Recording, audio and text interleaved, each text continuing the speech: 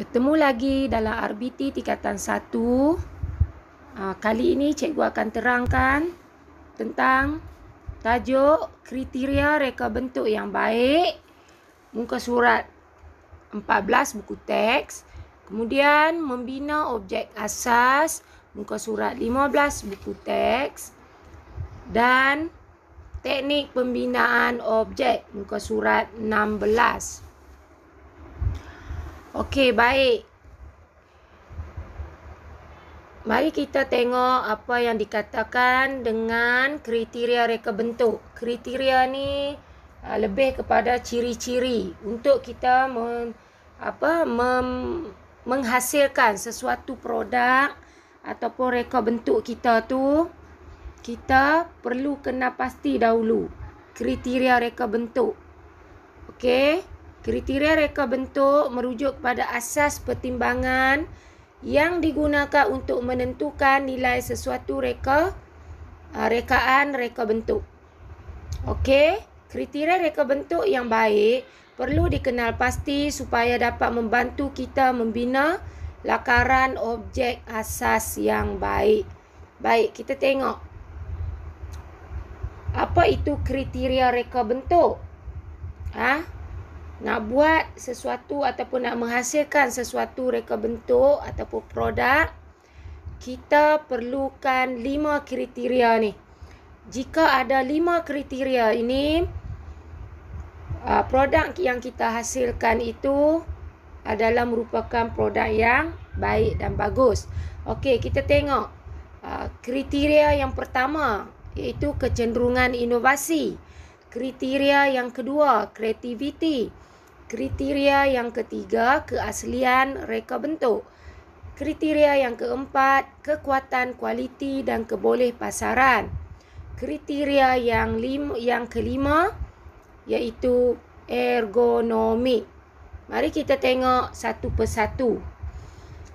Okey, kriteria yang pertama, kecenderungan inovasi membawa maksud pengubahsuaian terhadap produk sedia ada supaya menjadi lebih baik, menjadikan produk itu unik dan lebih berdaya saing daripada produk sedia ada dalam pasaran. Okey, maksudnya di sini produk tu dah ada lama dah di pasaran, tetapi kita buat pengubahsuaian. Okey, fungsi dia sama, kita buat pengubahsuaian supaya produk tadi lebih menarik, dan mengikut trend terkini. Barulah kita boleh pasarkan ataupun kita jual dia. Okey, contoh yang saya bagi dekat sini, jam tangan. Jam tangan ni memang dah ada daripada dulu lagi, iaitu jam yang kita pakai di tangan dan boleh kita tengok masa. Tapi disebabkan teknologi terkini, okey, kita telah menghasilkan satu inovasi jam tangan yang lama tadi yang hanya boleh tengok masa dan juga tarikh.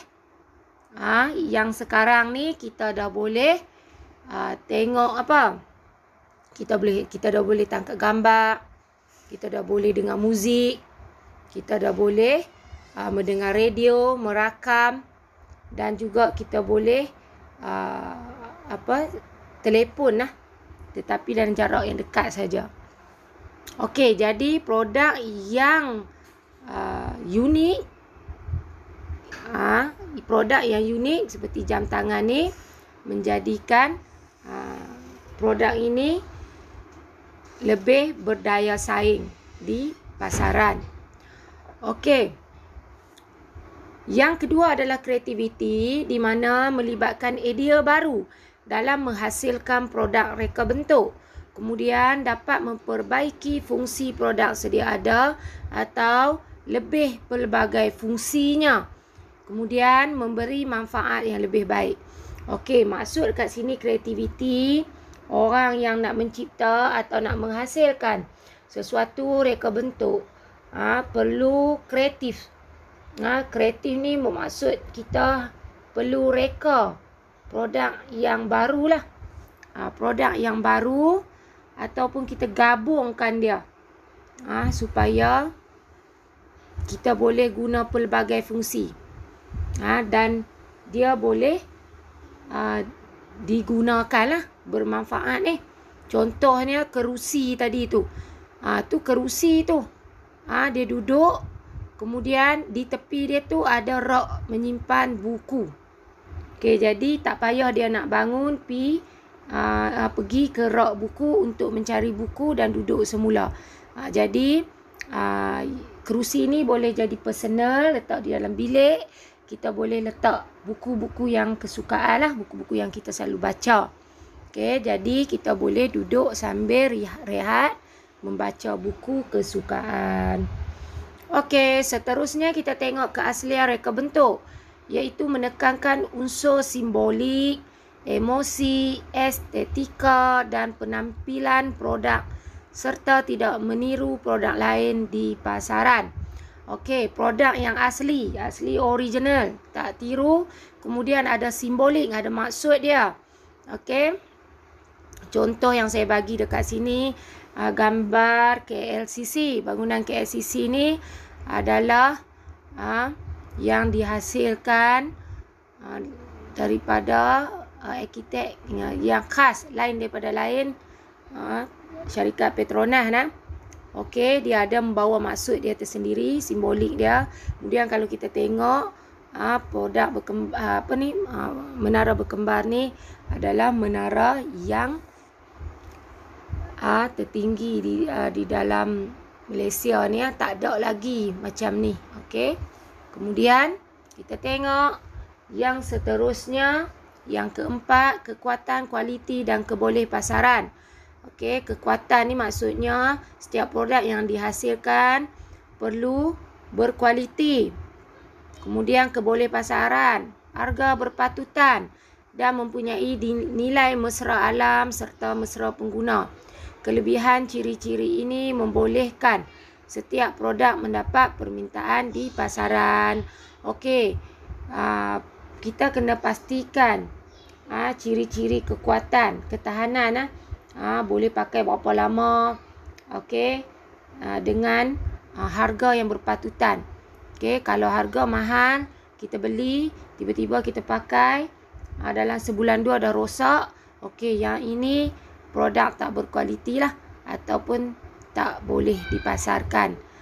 Tak bersesuaian dengan harga dan juga ketahanan dia.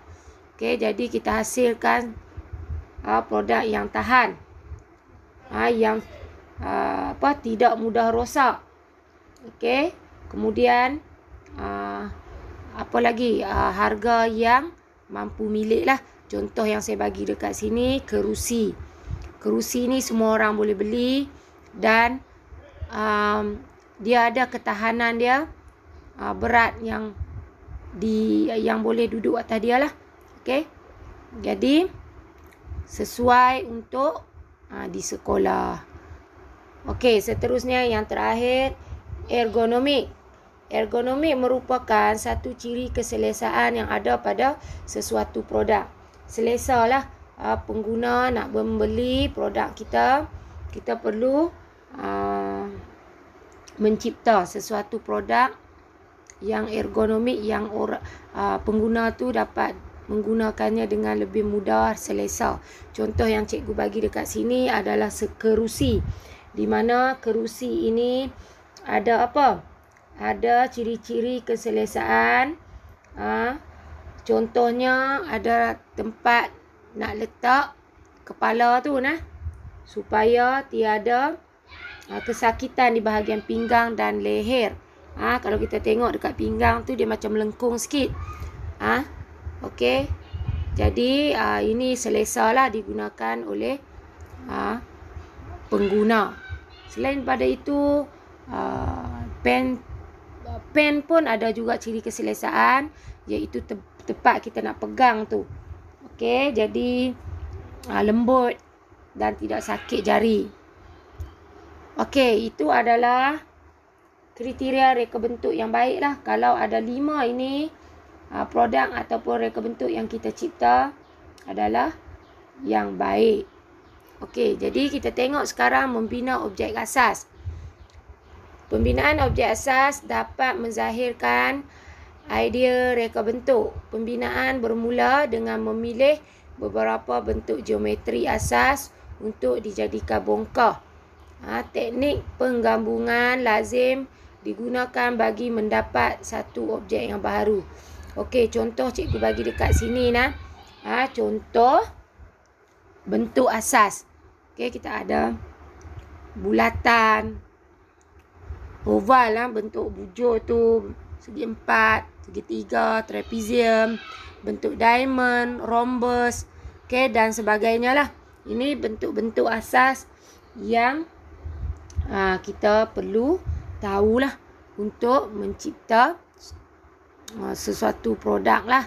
Kemudian kita tengok untuk kita nak bina objek asas, kita ada 5 teknik nah. 5 teknik pembinaan objek, iaitu yang pertama adalah pembenaman, di mana berlaku apabila sesuatu objek asas dimasukkan ke dalam objek yang lain. Okey, dimasukkan. Kamu tengok gambar yang cikgu bagi itu. Kita ada satu objek yang berwarna merah dan satu lagi objek berwarna purple. Jadi, objek yang berwarna merah dimasukkan di dalam objek berwarna purple. Okey, itu kita panggil pembenaman. Kita benamkan objek merah ke dalam objek purple. Okey, teknik yang kedua adalah pembuangan. Okey, iaitu buang. Teknik ini dilakukan pada bahagian yang tidak dikehendaki.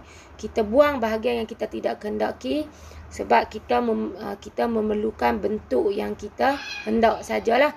Pembuangan boleh dilakukan dengan cara dikerat, ditebuk dan dicungkil. Kalau kamu tengok satu papan, mungkin papan, kemudian kita dah lakarkan, kita hanya memerlukan bentuk seperti yang bentuk kita nak buang tu, yang tempat dibuang tu. Okey, jadi dapatlah bentuk yang kita nak.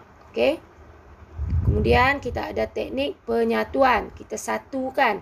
Teknik penyatuan dilakukan dengan mencantumkan 2 atau lebih objek tanpa melibatkan pembuangan atau pembenaman. Kita tak ada pembenaman, kita tak buat satu lagi pembuangan. Penyatuan biasanya dilakukan dengan menggunakan paku, skru, glue dan rivet. Kemudian penyatuan boleh dilakukan secara bertindih pada tempat yang sama atau pada bahagian bucu atau sebahagian saja. Okey, maksudnya dia mesti kenalah dengan satu objek tadi. Kita boleh buat 2 ataupun lebih. Okey, kita cantumkan. Contoh cikgu bagi dekat sini ada objek berwarna oranye dengan hijau tadi. Oranye tadi kita satukan dengan hijau. Okey, mungkin kita boleh letak gam, terpaku ataupun skru lah dekat situ supaya dia melekat. Okey, seterusnya yang terakhir adalah teknik peleraian. Lerai ni membawa maksud objek asas tadi kita leraikan sehingga menjadi objek baharu lebih ringkas. Okey, kita boleh buka-bukakan dia lah. Macam yang cikgu bagi ni, gambar bakul yang atas tu. Kemudian kita boleh leraikan dia. Nanti kita boleh pasang semula. Okey. Seterusnya kita tengok latihan hari ini. Okey, lakarkan satu reka bentuk yang terdiri daripada beberapa gabungan objek asas geometri. Okey, objek asas geometri yang cikgu bagi tadi tu. Okey, kamu boleh tengok contoh yang cikgu bagi dekat sini. Cikgu nak buat lakaran perahu ataupun kapal layar ni. Okey, jadi yang atas tu adalah objek asas geometri yang cikgu pakailah. Ada bulatan, ada segi empat tepat, segi empat sama. Okey, ada segitiga. Okey, cikgu cantumkan dia ataupun cikgu lakarkan dia menjadi sebuah kapal layar. Jadi kamu untuk latihan hari ini, untuk kerja hari ini, kamu salin nota untuk slide daripada slide 1 sampai latihan ni. Kemudian kamu janganlah lakarkan gambar kapal layar ni. Kamu fikir sendiri, reka sendiri lah. Satu reka bentuk yang terdiri pada beberapa gabungan objek asal geometri. Mungkin kamu boleh lakarkan kereta, apa sajalah. Okey, kamu lakarkan. Okey, sekian saja untuk hari ini. Terima kasih.